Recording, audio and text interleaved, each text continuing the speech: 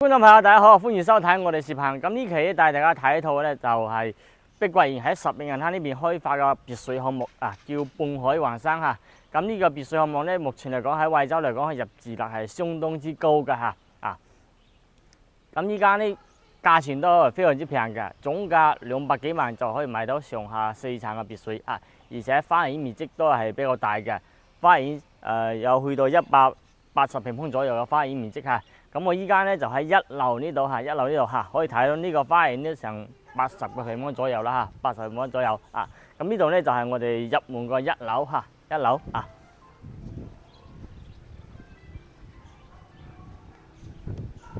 嗱，呢個花園呢都係比較長啊，闊度啦嚇。咁呢個位置呢就係一個採光井嚟㗎嚇，下面係有2層嚇，下面有2層，呢度係屬於1樓啊，上面仲有1層啊，即係入翻來呢度呢，1樓呢度呢就入門嘅右手邊呢就係我哋呢套單位個廚房位嚟㗎嚇，廚房位啊，係一個 U 字形嘅嚇。咁我左手邊呢就係我哋個洗手間啊，洗手間啊，咁呢個呢有個樓梯行翻落去嘅嚇。樓梯啊，咁中間呢度咧，其實可以呢個位置呢嚇，垂直呢度咧可以裝翻個 lift 嘅嚇，裝翻個電梯啊，電梯位啊。咁呢個位置咧，一般都係擺個飯廳位置嚇，所以呢啲單位咧就係南北對流，非常之通風嘅，朝南向嘅嚇。嗱呢度咧就係我哋個客廳啊，梳化就擺喺呢個方向啊，闊度係比較闊嘅。咁露台都係非常之大嘅啦，過嚟睇翻個露台啊。露台呢度望出去呢，就望到我哋個山景係比較舒服㗎啊！咁東南向呢邊呢，可以望到我哋前面個湖景嚇，前面就有望到半海橫山呢度個湖景嘅別墅，遠處呢就可以望到三期啊、海魚灣啊，同埋愛琴海嗰啲樓嚇。側邊呢度呢，仲有好闊個空間嚇，呢度都係屬於花園嚟嘅喺呢個位置啊。啱先我哋行入來就喺前面行翻入來嘅嚇，咁呢度呢層咧就花園度啊，啱先講啦，大概80個平方左右嚇，咁上面仲有一層，跟住我哋鏡頭上去上面睇下嚇。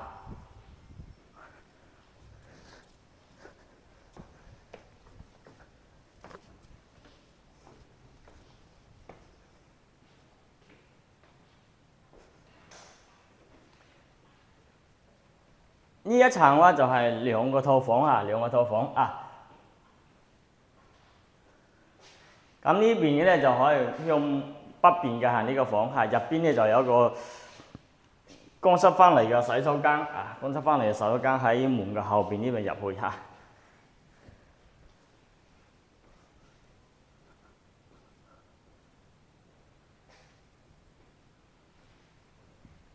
過翻嚟呢度咧就係我哋嘅主人房啦嚇，主人房入翻嚟個右手邊咧可以做翻個大嘅衣帽間呢個位置嚇，咁過翻嚟呢度咧就係我哋個洗手間，行翻出來咧就係到我哋個大露台呢邊噶啦嚇。嗱呢個景比啱先下邊一層嘅景觀仲更加靚，因為高少少嚇，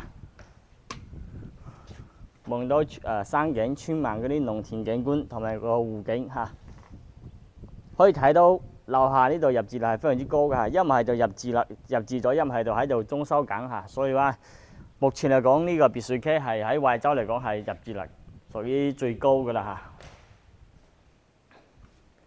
嚇。嗱呢個主人房個洗手間係非常之大嘅嚇。咁地下呢仲有2層，其實我哋呢度嗌地下呢，其實都係採光非常之靚嘅嚇，因為後邊呢就後面又靠山，前面咧就係有採光嘅嚇。咁我哋落去其實上面有個大平台嘅，咁我哋就唔上去啦嚇，去睇下下面嗰2層。